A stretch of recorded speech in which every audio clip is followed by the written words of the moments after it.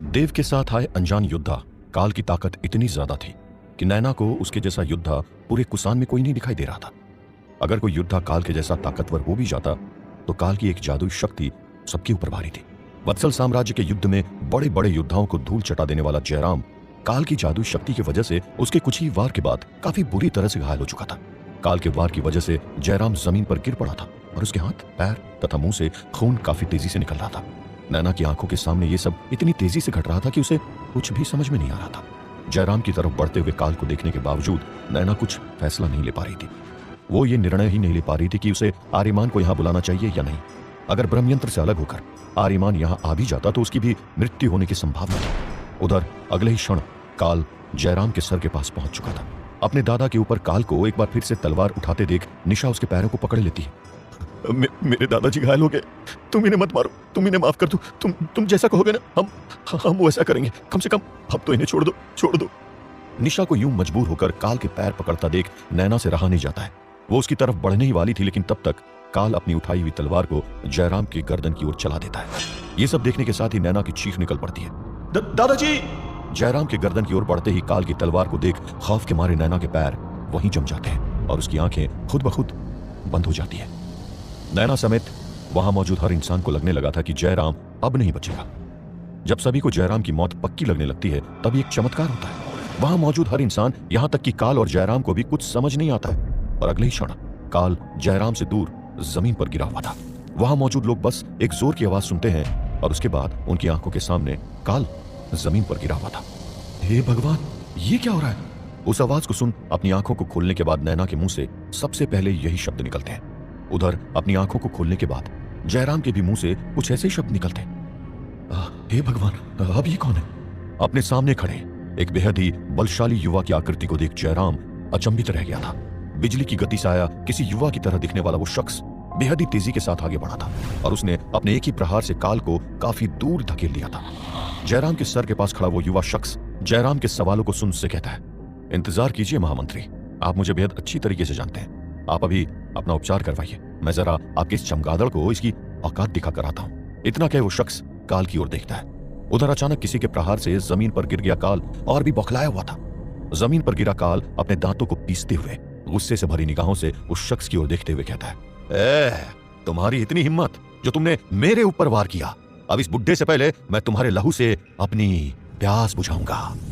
जमीन पर गिरा काल बेहद गुस्से में था। अचानक किसी के प्रहार से इस तरह धाराशायी होकर जमीन पर गिर जाने की वजह से देव भी अब काल को जीत को लेकर उतना आश्वस्त नहीं था। काल की बातों को सुन किसी 20 वर्षीय युवा जैसा दिख रहा वो शख्स हंसते हुए कहता है, वीर, भाषण नहीं देते काल, आओ युद्ध करो और अपनी वीरता साबित करो। अगर ऐसा नहीं कर सकते हो ना तो इस क्षेत्र को छोड़कर अभी कभी चले जाओ। हो सकता है तुम पर दया खाकर नैना तुम्हारी जान बख्श दे, वरना आज तुम्हारा वो हाल होगा जो तुमने कभी सोचा भी नहीं होगा। काल के गुस्से को और भड़काने के लिए उस शख्स का इतना कहना काफी था। उसकी बातों को सुन काल अपनी तलवार को उठाते हुए उससे कहता है, ठीक है, युद्ध करने के लिए तैयार रहो। इतना कह काल भी बिजली की तेजी से उस शख्स की ओर हमला करने के लिए बढ़ता है। काल को अपनी ओर इतनी तेज गति से आता देख वो शख्स भी अपनी तलवार को निकाल काल से भिड़ने के लिए तैयार हो जाता है। दोनों योद्धाओं के बीच अब भीषण युद्ध हो रहा था और उनकी तलवारों के टकराने की आवाज जमीन से लेकर आसमान तक में गूंज रही थी। अचानक एक अनजान शख्स का बिजली की गति से यहाँ पर आना और इस तरह काल से भिड़ जाना नैना को कुछ भी समझ नहीं आ रहा था। अब ये कौन है? इसके चेहरे का तेज तो इतना है, लगता है अभी अभी अग्नि से स्नान कराया है। लेकिन आखिर ये शख्स कौन है?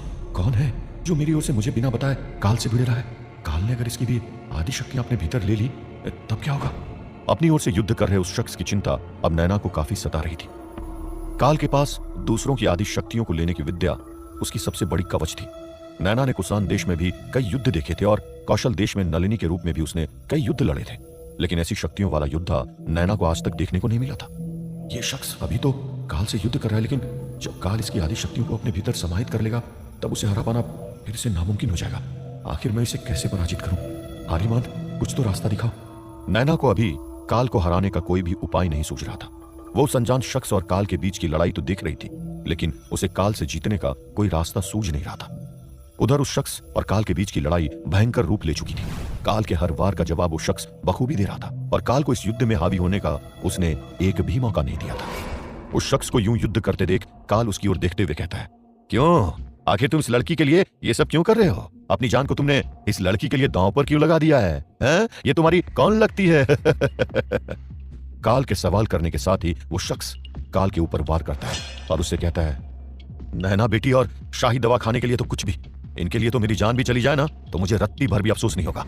उस शख्स की बातों को सुन काल मुस्कुराते हुए कहता है, ठीक है फिर अपनी जान देने के लिए तैयार हो। इतना कहने के साथ ही काल उस शख्स के ऊपर ताबड़तोड़ वार शुरू कर देता है। काल के हर वार के साथ उस योद्धा की शक्तियां कम होती जा रही थी। हाँ, मेरे साथ ये हो क्या रहा है? मुझे कमजोरी जैसा महसूस क्यों हो रहा है? अभी तो मैं ऊर्जा और ताकत से पूरी तरह संपन्न था, फिर मुझे ऐसा एहसास क्यों हो रहा है जैसे मेरी शक्तियां और ऊर्जा खत्म हो रही है। यही सोचता हुआ वो शख्स किसी तरह काल के वार का सामना करना जारी रखता है। उधर उस शख्स की धीमी पड़ते वार को देख नैना को अनहोनी का अंदाजा हो जाता है। हे भगवान, काल ने तो इसके ऊपर भी अपना जादू शुरू कर दिया है। इस शख्स की भी शक्तियां धीरे धीरे कम हो रही है। हर वार के साथ इसका शरीर और भी कमजोर होता जा रहा है। मैं क्या करूं? मैं इसे कैसे बचाऊं? यही सोचते हुए नैना पागलों की तरह इधर से उधर घूमना शुरू कर देती है। उस शख्स के धीमे पड़ते वार और काल को उसके ऊपर हावी होते हुए हर कोई देख सकता था। तभी निशा नैना के पास आते हुए कहती है, नैना तुम होश में तो हो ना? नैना, आखिर तुम्हें आज हो क्या गया? तुमने सिंह वर्मन से युद्ध करने से पहले एक बार भी नहीं सोचा, फिर आखिर आज क्या हो गया तुमको? तुम्हारी तलवार आज इतनी शांति से तुम्हारे म्यान में क्या कर रही है? अपने चाहने वालों को इस तरह घायल होते देखने के बाद भी तुम्हारा खून क्यों नहीं खौल रहा है नैना? आखिर तुम्हें क्या हो गया नैना? क्या हो गया है? निशा की ये बातें नैना के दिल के आर पार हो जाती है, लेकिन संसार को बचाने के लिए उसके हाथ जो बंधे हुए थे वो चाहकर भी उन्हें नहीं खोल पा रही थी। निशा की इन बातों को सुन नैना उसकी ओर देखते हुए कहती है, मुझे माफ कर दो दोस्त, मैं आज इस हालत में नहीं हूं जो इससे युद्ध कर सकूं। युद्ध करने के लिए मैं अंदर से मरी जा रही हूं, लेकिन मेरा भरोसा करो निशा, मेरा युद्ध न करना मेरे लिए नहीं बल्कि इस पूरी दुनिया के लिए सही होगा। मैं तुम्हें यह सब नहीं समझा सकती हूँ निशा, लेकिन मेरा यकीन करो, युद्ध करने के लिए मैं भी अंदर से मरी जा रही हूँ। नैना की आंखों में उबलते हुए गुस्से और उसके चेहरे के भाव को देख निशा नैना से कहती है, ठीक है नैना, फैसला तुम्हारा है, लेकिन तुम इतना याद रखना, जो तुम्हारे लिए लड़ रहे हैं तुम्हें किसी भी हाल में उनकी सुरक्षा का ख्याल रखना चाहिए। अगर लोग तुम्हारे लिए जान दे रहे हैं तो ये तुम्हारा भी फर्ज बनता है कि तुम उन लोगों के लिए लड़ो, फिर चाहे मुसीबत कितनी भी बड़ी क्यों न हो। अगर तुम आज नहीं लड़ी नैना तो मैं तुम्हें कभी माफ नहीं कर पाऊंगी। निशा की इन बातों को सुन नैना बस उसकी तरफ देखती रह जाती है। उसे बिल्कुल भी समझ में नहीं आ रहा था कि वो अब क्या करे। तभी नैना के कानों में उस योद्धा की चीख सुनाई पड़ती है, हे मां, आखिर ये मेरे साथ हो क्या रहा है? काल के द्वारा आदि शक्तियों के लिए जाने के बाद वो योद्धा काफी कमजोर पड़ गया था और काल के एक जोरदार वार के बाद जमीन पर गिरकर कराह रहा था। उस शख्स की तलवार भी चकनाचूर हो चुकी थी और अब वो काल के सामने बिना किसी हथियार के ऐसे पड़ा था। जमीन पर गिरे उस शख्स को देख रही नैना के कानों में बस निशा की कही बातें गूंज रही थी। अपनों के लिए लड़ना जरूरी है, अगर तुम आज नहीं लड़ी तो मैं तुम्हें कभी माफ नहीं कर पाऊंगी, कभी नहीं। निशा की कही इन बातों के याद आते ही नैना आर्यमान की बातों को भूल सी गई थी। नैना के हाथ उसकी तलवार तक जा पहुंचे थे और वो जमीन पर गिरे उस शख्स की ओर बढ़ रहे काल को देख रही थी। क्या निशा की बातों में आकर आर्यमान की बातों को भूल खुद युद्ध भूमि में उतर जाएगी नैना? काल को नैना कैसे करेगी पराजित? और क्या होगा अगर काल ने ले ली ब्रह्मयंत्र की भी आदि शक्तियां?